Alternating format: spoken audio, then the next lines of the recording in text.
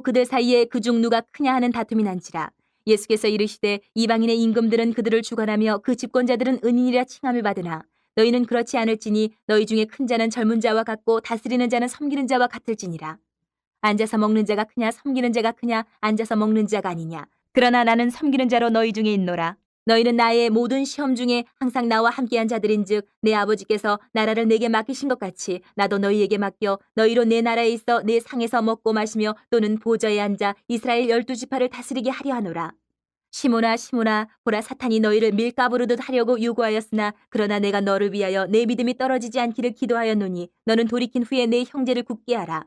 그가 말하되 주여 내가 주와 함께 옥에도 죽는 데에도 가기를 각오하였나이다.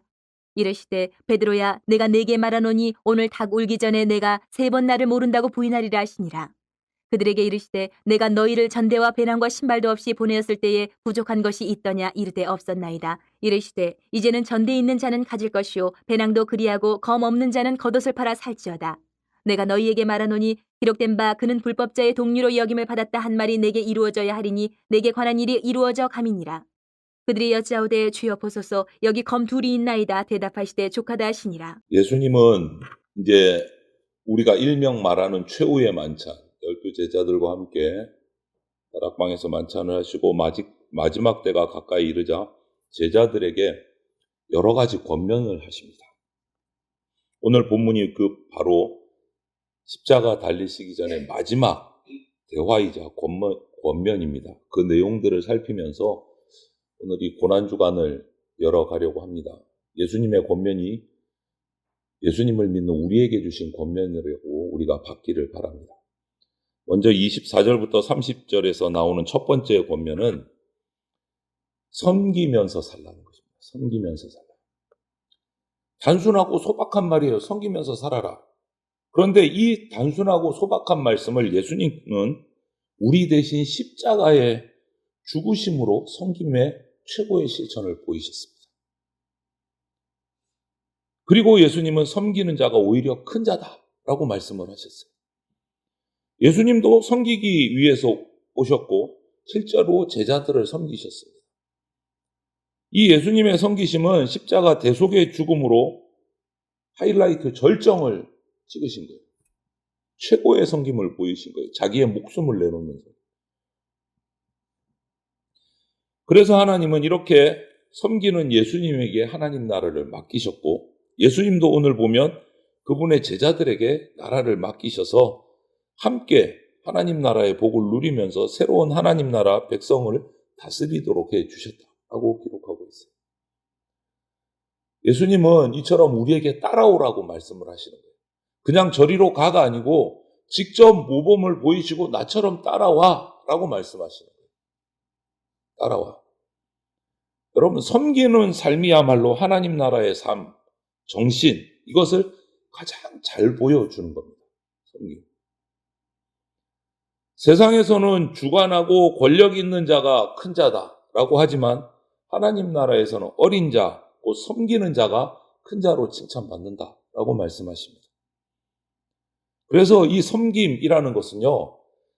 그냥 따라야 될 여러 가지 규범이 있는데 그 중에 하나 이것이 아니에요. 섬김은 주님이 말씀하신 하나님 나라의 가장 근본적인 교훈이고 권면이에요. 핵심이라고 말할 수 있어요. 그래서 섬기는 자가 가장 높임을 받고 가장 큰 상급을 받는다라고 말씀하십니다. 이것이 하나님 나라의 원리입니다. 원리. 그래서 하나님 나라에서는 예수님처럼 자신을 내어주고 섬기는 자가 큰 자고 그런 자에게 하나님께서 하나님 나라를 맡기신다. 그래서 마지막이자 첫 번째 권면이 섬기면서 살라.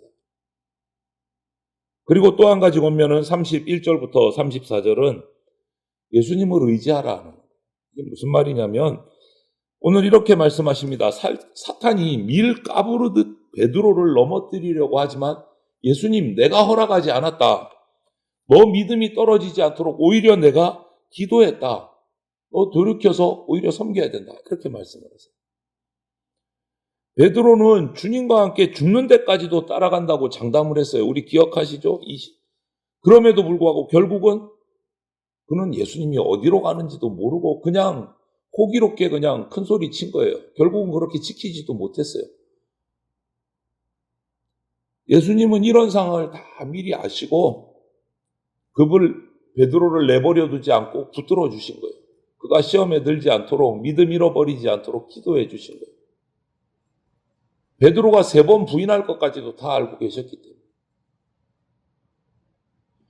여러분, 여기서 이 말씀에서 사탄이 시몬을 밀가부르듯 하려고 했다. 이 말씀의 의미를 잘 생각해 보면 참 두려운 말씀이에요.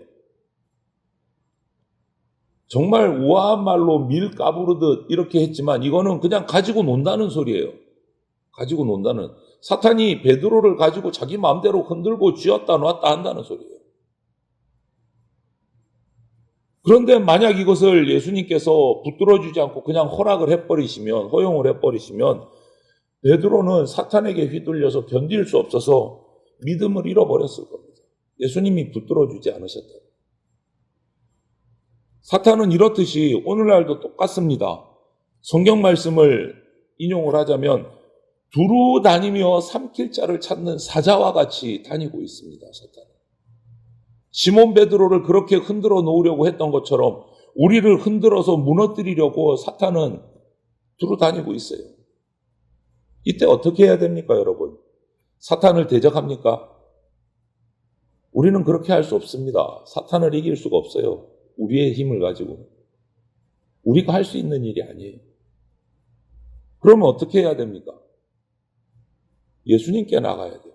그게 유일한 우리가 살 수 있는 방법이에요. 사탄에게서 이기는 방법. 예수님께 나가서 예수님을 의지하는 거예요. 주님을 신뢰해야 됩니다. 예수님은 베드로를 위해서도 기도하셨듯이 오늘 우리를 위해서도 우리가 시험에 들지 않도록 기도하고 계시는 분이세요. 그래서 우리를 더 강하게 해서 사명을 감당할 수 있도록 해주시는 분이 예수 그리스도입니다. 그러니 우리가 어떻게 예수님을 의지 안 할 수가 있어요? 예수님을 의지해야 살아나는 거예요. 우리의 연약함을 너무너무 잘 아시고 베드로의 연약함도 아셨듯이 우리의 연약함도 너무너무 잘 아시고 그 믿음 잃어버리지 않도록 기도하시고 보호해 주시고 계시는 분이십니다. 그래서 우리는 주님만 의지해야 됩니다. 그리고 35절부터 38절을 보면 이렇게 말씀하세요.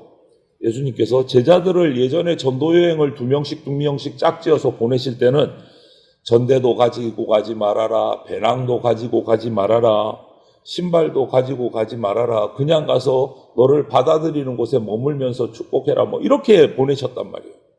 그럼에도 부족한 것이 하나도 없었어요. 제자들도 부족한 것이 없다고 고백을 했어요.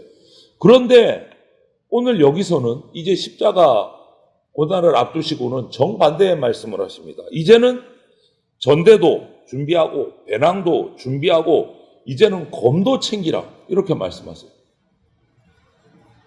검도 챙기라. 왜 그러냐? 뒤에 말씀하세요. 이제 예수님이 불법자와 같은 부류로 역임을 받고 공격을 당하실 것이기 때문에 이제는 전대도 챙기고 배낭도 챙기고 검도 사라. 이 말은 뭐냐면 대적하는 세력들이 이제 크게 일어나서 일시적으로 우리를 핍박하고 자기들이 승리하는 것 같이 보이는 이때 제자들은 영적 전쟁을 준비하라. 영적 싸움을 준비하라. 세 번째 보면요. 영적 전쟁을 준비하라. 우리는 영적 전투를 해야 됩니다, 여러분. 마지막 때가 가까우니까 제자들에게 이렇게 긴급하게 말씀하신 거예요. 준비하라. 전대와 배낭을 가지고 검을 준비하라. 만약에 검이 없으면 겉옷을 팔아서라도 검을 사라. 아주 강력하게 말씀하시죠. 이 말씀은 일종의 악한 세력과 전쟁 선포를 하시는 거예요. 전투 신호를 주신 거예요. 우리들에게, 제자들에게. 사탄의 세력과 맞서 싸울 준비를 하라. 이제 예수님은 대적들에게 붙잡히실 것이고 모진 고문과 조롱을 받다가 십자가에 달려 죽으실 겁니다.